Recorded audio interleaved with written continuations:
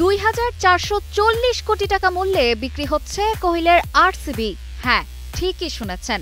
India premier league champion royal Challengers Bengaluru বিক্রি করার কথা ভাবছে এর মালিক সংস্থা ডিয়াজিও।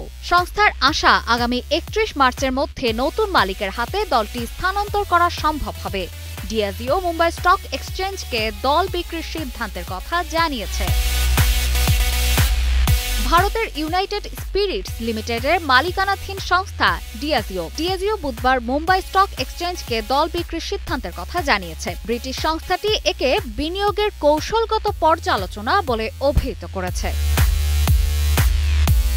বিজ্ঞপ্তিতে বলা হয়েছে, ভারতীয় ক্রিকেট বোর্ডের আয়োজিত আইপিএল এবং ডব্লিউপিএল এ অংশগ্রহণ করে সংস্থার দুটি দল। ২০২৬ সালের ৩১ মার্চের মধ্যে নতুন মালিকদের হাতে দলের স্থানান্তর প্রক্রিয়া সম্পন্ন করা যাবে বলেও আশাবাদী সংস্থাটি। ইউনাইটেড স্পিরিটস লিমিটেডের সিইও প্রবীণ সোমেশ্বর বলেছেন, আরসিএসপিএল ইউএসএল এর একটি মূল্যবান এবং কৌশলগত সম্পদ, তবে এটি আমাদের অ্যালকোবেভ ব্যবসার জন্য গুরুত্বপূর্ণ নয়। এই পদক্ষেপটি ইউএসএল এবং ডিয়াজিওর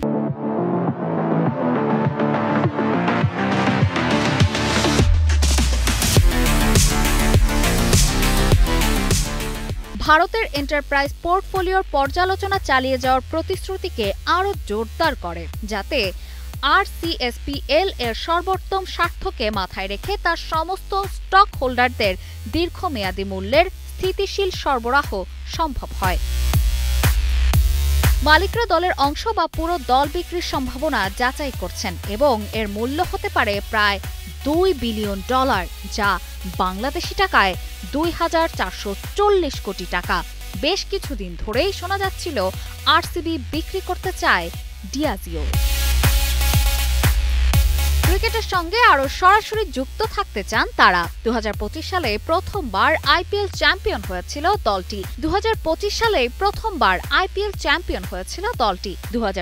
সালে ডব্লিউপিএল এর দ্বিতীয় সিজনে চ্যাম্পিয়ন হয় মহিলা দল। ২ বছর পর সাফল্য আসার পরও ডিয়াজিওর দল বিক্রি করে দেওয়ার সিদ্ধান্ত সত্যিই অবাক করা। ২ বছর পর সাফল্য আসার পরও ডিয়াজিওর দল বিক্রি করে দেওয়ার সিদ্ধান্ত বিস্ময়ের।